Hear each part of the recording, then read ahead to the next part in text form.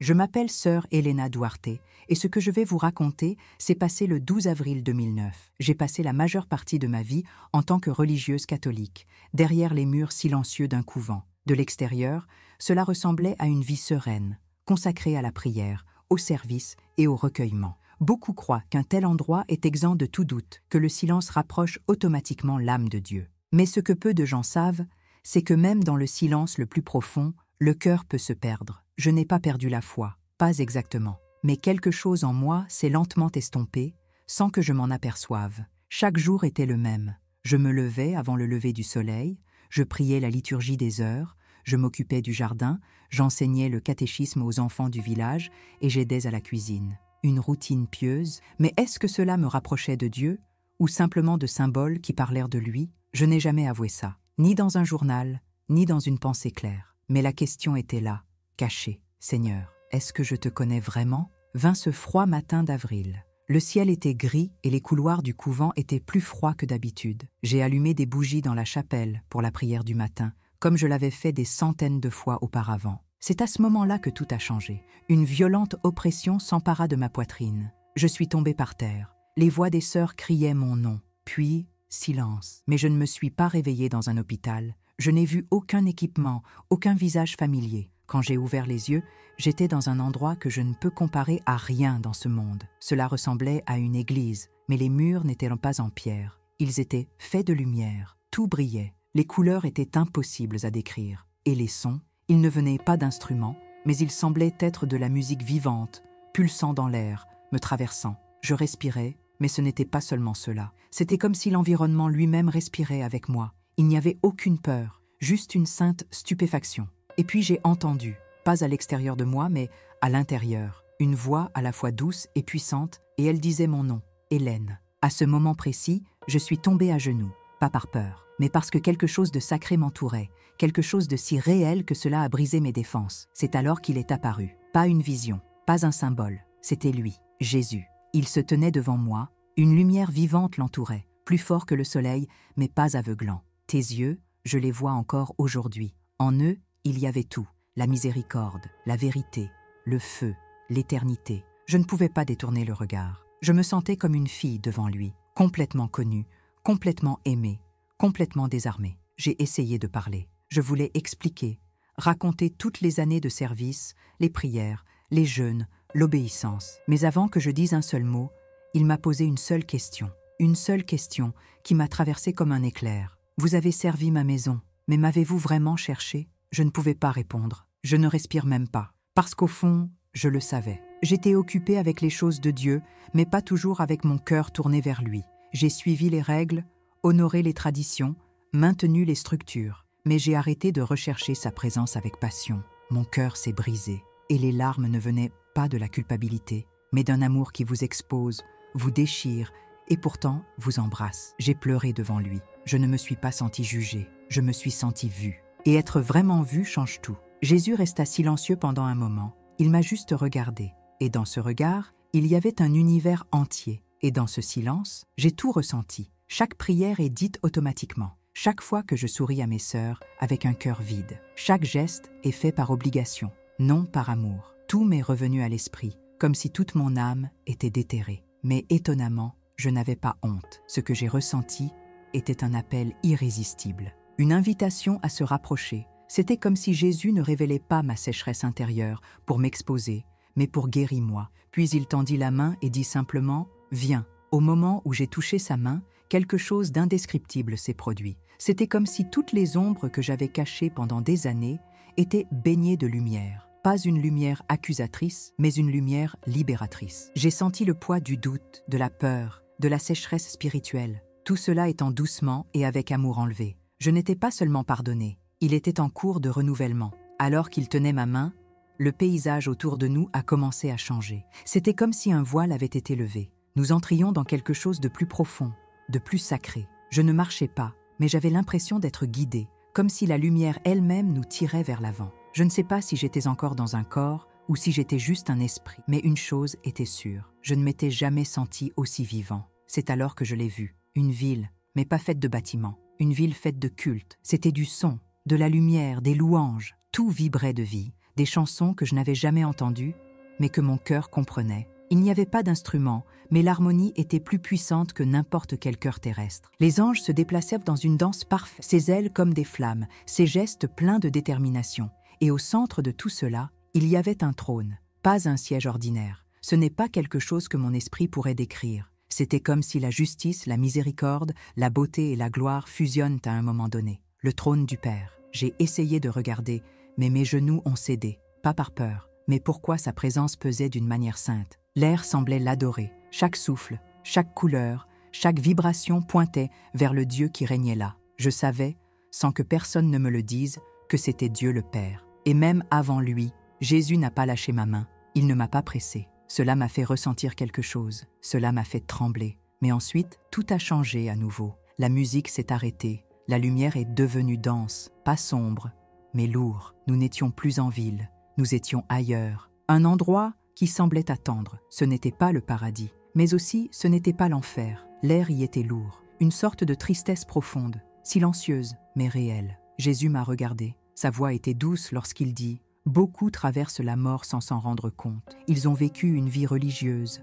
mais leur cœur était loin de moi. D'autres n'ont jamais entendu mon nom, mais ils ont sincèrement cherché la vérité. Ce lieu n'est pas leur destination finale, mais ici, la miséricorde les atteint. J'ai vu des gens, ou plutôt des âmes. Certains s'agenouillent, d'autres pleurent, beaucoup en silence, statique. Il n'y a eu aucun cri, aucune tortue, tout simplement vrai. C'était comme s'ils avaient leur vie devant les yeux. Chaque décision, chaque intention cachée. Ils ignoraient ce murmure discret de l'esprit. Tout était montré. Beaucoup semblent avoir été pieux dans leur vie. Visages de personnes religieuses, peut-être même des chefs spirituels. Mais là, ils ont compris qu'ils connaissaient Jésus, sans jamais vraiment le connaître. Et ce que j'ai vu dans ses yeux n'était pas de la terreur, c'était repentir. Trop tard? Pas encore, mais douloureux. J'ai pleuré pour eux. Ma conception du salut, de la miséricorde, de l'éternité, tout était trop petit par rapport à ce dont je voyais. Je pensais que la sainteté était le silence et l'habitude. Mais j'ai ignoré le bruit qui vivait en moi. Jésus ne les a pas accusés. Il attendait avec eux. Il y avait du temps. Cela a apporté de la clarté. Mais cela a également été clairement indiqué. Cet endroit n'est pas la fin. Cet endroit était la frontière entre le choix et l'éternité, entre révélation et réponse, un espace de miséricorde, mais une miséricorde qui a des limites, qui a du temps. Jésus m'a emmené dans un autre endroit, le dernier. Et encore aujourd'hui, je frémis quand je parle de lui. Ce n'était pas comme les autres. Il n'y avait pas de musique, il n'y avait pas de chauffage, aucune trace de culte. C'était vide,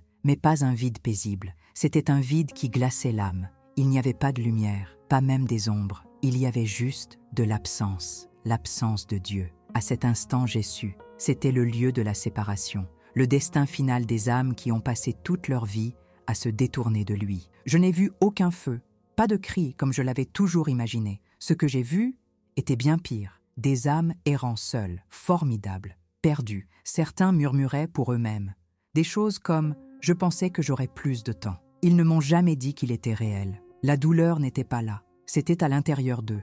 Comme si chaque acte égoïste, chaque fierté, chaque invitation ignorée résonnait dans la conscience, à plusieurs reprises. Et la chose la plus difficile à accepter, ils étaient toujours aimés de Dieu. J'ai vu des larmes couler des yeux de Jésus, de vraies larmes.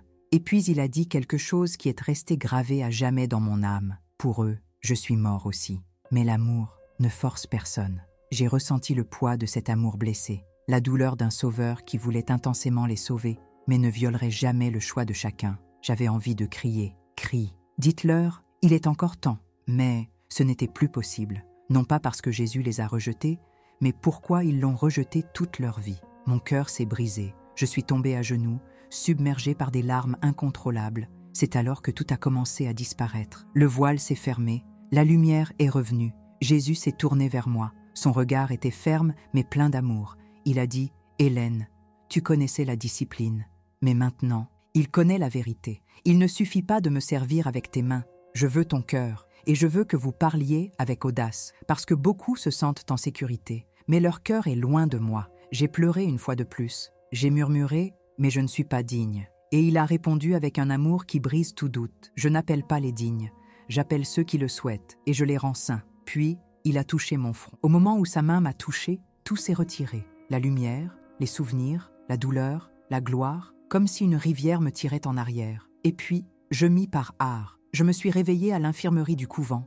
d'eau. Mon corps était lourd, comme s'il n'était plus à moi. Les lumières étaient faibles. Les visages autour de moi étaient brouillés par les larmes. Quelqu'un a crié « Elle est de retour !» Elle était l'une des plus jeunes sœurs. Ses mains tremblaient alors qu'il tenait les miennes. Elle murmura « Nous pensions que tu étais parti. » Les médecins n'ont pas compris. Son cœur s'est arrêté pendant plus de 9 minutes. Ils ont appelé cela un miracle, d'anomalie médicale. Mais je savais mieux. Je ne suis pas simplement mort. Je me tenais devant le roi du ciel. J'ai marché entre les royaumes de l'éternité. Et il m'a renvoyé, pas seulement pour vivre, mais pour parler, pour réveiller l'Église, pour avertir les tièdes, réconforter ceux qui doutent, et proclame « Jésus est réel, et il revient ». Au début, j'étais silencieux, effrayé, mais le feu dans mon âme ne m'a pas gardé silencieux longtemps. Un matin, j'ai demandé à parler pendant la messe au couvent. Les sœurs restèrent assises en silence, tandis que je commençais à leur raconter la lumière, la ville, le lieu d'attente, la séparation, les larmes de Jésus. J'ai parlé de la facilité avec laquelle on peut servir Dieu avec ses mains, alors que le cœur s'éloigne. Certains ont pleuré, d'autres m'ont juste regardé avec stupeur. Mais quelque chose a changé à cet endroit. Nous n'étions plus seulement des religieuses. Nous étions des femmes en éveil. Cette même semaine, j'ai été invitée à partager mon histoire avec un groupe de jeunes de la paroisse voisine. Je l'avoue, je pensais ne rien avoir à dire aux ados collés à leur téléphone portable, au bruit, à l'ennui. Mais quand je me suis tenue devant eux et que j'ai dit « Je suis mort et j'ai trouvé Jésus », la salle entière devint silencieuse. Pendant les 45 prochaines minutes, j'ai déversé mon âme. Au final, personne ne s'est moqué. Personne n'a détourné le regard. Ils pleuraient. 8 d'entre eux ont donné leur vie au Christ cette nuit-là, juste là, sur le sol froid de l'église. L'éternité s'est approchée. Et cette nuit-là, ce n'était que le début. Bientôt, ils commencèrent à répandre l'histoire de la religieuse décédée et revint avec un message de Jésus. Je ne cherchais pas la gloire, mais je ne pouvais pas non plus ignorer ce que Dieu faisait. Les invitations ont commencé à arriver de toutes parts. Des paroisses, des réunions de jeunes, des petites églises à la campagne dont je n'avais jamais entendu parler. Parfois, je parlais à 5 personnes, d'autres fois pour des centaines. Mais une chose que je n'ai jamais changée, le message. Jésus est réel, le paradis est réel, l'enfer est réel, et l'éternité ne peut plus être ignorée. Bien sûr, tout le monde n'a pas apprécié cela. Certains prêtres se sont approchés de moi poliment, me demandant d'être plus doux. Un évêque m'a un jour suggéré d'arrêter de parler de jugement et de séparation, affirmant que cela pourrait effrayer les fidèles. Et j'ai compris, la peur ne sauve personne. Mais la vérité, et j'avais vu la vérité, je me suis tenue devant le Christ, j'ai regardé dans les yeux des perdus, et j'ai réalisé que je préférerais être rejetée par les hommes plutôt que d'être réduite au silence devant Dieu.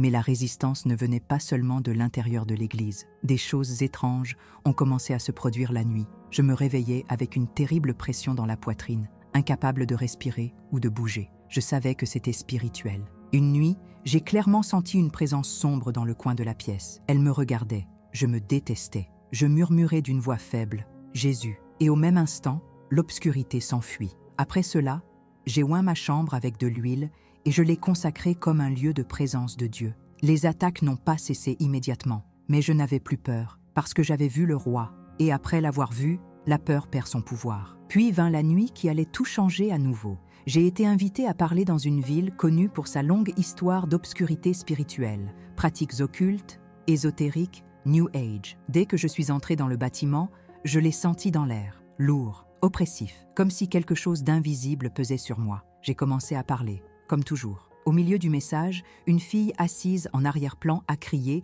et est tombée au sol. Les amis étaient paniqués, pleuraient, ne sachant pas quoi faire. Je me suis approchée d'elle, je me suis agenouillée à côté d'elle et j'ai murmuré « Jésus-Christ est Seigneur ». Son corps tremblait. J'ai répété plus fort. Elle poussa un cri profond puis était silencieux. Quelques minutes plus tard, il ouvrit les yeux. Des larmes coulaient sur son visage. Elle m'a regardé dans les yeux et a dit « Il m'a sauvée ». Je tenais ta main pendant que tu pleurais, et juste là, nous avons prié ensemble, sur le sol de cette pièce. Cette nuit-là, un incendie s'est déclaré. Pas ceux qui consomment les bâtiments, mais ceux qui consomment les cœurs. Les jeunes ont pleuré. Les enseignants l'ont regretté. Même les parents qui étaient venus chercher leurs enfants ont fini par rester pour écouter le message jusqu'à la fin. Ce n'était pas à propos de moi. Cela n'a jamais été le cas. Il s'agissait de Jésus. Sa présence remplissait cet endroit, et personne n'est reparti de la même façon. Mais cette décision a eu un prix. Le lendemain, l'école a publié une déclaration qualifiant l'événement de non autorisé. Certains parents se sont plaints.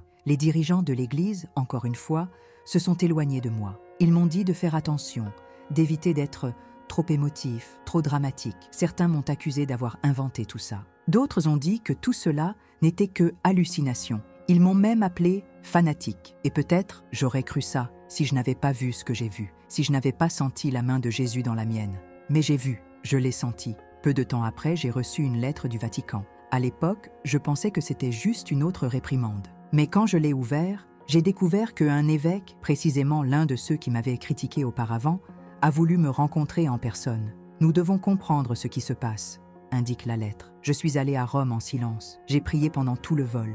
À mon arrivée, ils m'ont conduit à travers des couloirs discrets jusqu'à une pièce privée sans caméra. 5 hommes en tenue de soirée m'attendaient, yeux fatigués, les mains jointes sur la table. Ils m'ont demandé de tout raconter à nouveau, chaque détail, et c'est ce que j'ai fait. La lumière, le trône, le lieu d'attente, la séparation. La fille se libère, les nuits étouffantes. Quand j'ai eu fini, l'un des cardinaux les plus âgés s'est levé. Ses mains tremblaient, et puis il dit, d'une voix étranglée, « Je l'ai vu aussi, il y a des années, quand j'étais encore jeune, mais je l'ai enfoui en moi. » Des larmes coulaient sur son visage. « Merci de me rappeler qui je sers. » À ce moment-là, j'ai réalisé, ce n'était plus à propos de moi. Il s'agissait de réveiller l'Église. Aucune note officielle n'est sortie de cette réunion. Pas de gros titres, pas de soutien public. Mais aussi, ils n'ont pas essayé de me faire taire. Un des cardinaux s'est approché avant que je parte. Il fit le signe de croix au-dessus de ma tête et murmura « Continuez. Le temps est court. » J'ai quitté ce bâtiment de Rome avec un feu dans la poitrine que je n'avais pas ressenti depuis ma jeunesse. Ce n'était pas de la fierté, c'était un but. Je savais ce que j'avais vu. Et surtout, je savais qui m'a envoyé. Et j'ai compris que, quel qu'en soit le prix, je devais continuer à dire la vérité. Après cela, les portes ont commencé à s'ouvrir avant même que je frappe. Les églises d'autres pays m'ont appelé. Petit village d'Amérique du Sud, réunion secrète en Europe de l'Est, un camp missionnaire en Afrique du Sud. J'ai rencontré des gens qui n'avaient jamais entendu l'Évangile, et d'autres qu'ils ont entendu toute leur vie, mais je n'ai jamais cru que cela avait de l'importance. Mais quand j'ai raconté ce que j'ai vu, comment Jésus m'a regardé, comment il a pleuré pour les perdus, comment il aspirait au cœur et non au rituel, j'ai vu quelque chose se produire devant mes yeux. Les gens se sont effondrés, non pas par culpabilité, mais par amour, par le poids de la vérité. Les âmes sont revenues à lui, certains pour la première fois, d'autres après des décennies de séparation. Mais la vision qui m'a le plus marqué, ça ne s'est pas passé dans une foule. Cela s'est passé en silence. J'étais dans une simple chapelle en Espagne, seule. C'était la nuit. J'ai jeûné et prié. Une seule bougie vacillait devant le crucifix. J'ai murmuré le nom, Yeshua. Et à ce moment-là, j'ai été transporté vers une vision. J'ai vu une immense vallée, sans fin. Des gens partout, des millions, peut-être des milliards. Tout le monde s'est arrêté, regardant vers le haut, en attendant. Leurs yeux, certains sont pleins d'espoir, d'autres par peur, d'autres sont désespérés. Ils n'étaient pas révoltés, ils étaient perdus. Puis j'ai entendu à nouveau la voix de Jésus. Plus fort qu'avant, ce sont ceux qui ne me connaissent pas. Ils attendent, mais mon peuple dort. Je suis tombé à genoux et j'ai pleuré. Seigneur, que puis-je faire? Et sa réponse a secoué mon âme. Va et réveille-les. Depuis ce jour, je n'ai plus jamais été la même. Je me fiche de savoir qui croit ou qui doute. Je n'ai pas besoin de titre, ni de l'approbation des hommes. Il est mort. J'ai vu le roi, j'ai été renvoyé, et je parlerai jusqu'à mon dernier souffle. Si vous écoutez ceci en ce moment et que vous fuyez Dieu, ou peut-être que vous vous laissez simplement emporter sans même vous en rendre compte, c'est ton moment. Vous n'avez aucune garantie d'avoir demain. Mais maintenant, vous pouvez choisir. Pas de religion, pas de rituel. Seulement, Jésus. Crie vers lui. Appelle son nom. Demandez à vraiment le connaître. Pourquoi il attend? Et je vous dis, il est réel et il revient. Si cette histoire vous a touché d'une quelconque manière, ne pas ignorer. Aimez, partagez, abonnez-vous. Quelqu'un que tu connais, vous pourriez être à un clic d'entendre exactement ce dont vous avez besoin. Jésus appelle, ne l'ignorez pas.